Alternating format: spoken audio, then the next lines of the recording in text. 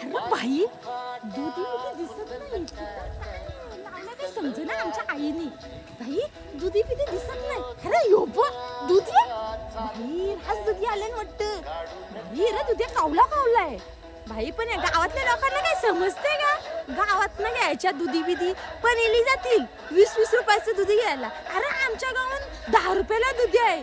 आणि बाई दुधी आणि सुकट एक नंबर. काय घालतो मी चाटत मला चाटत एक नंबर लागते. तुम्ही एकदा खाऊन बघायची का? चला भाई आमच्या शेतावर शेणखत गोडी खत असं खत वापरून उत्पादन केलेलं आहे. वांगी दुधी कोथिंबीर.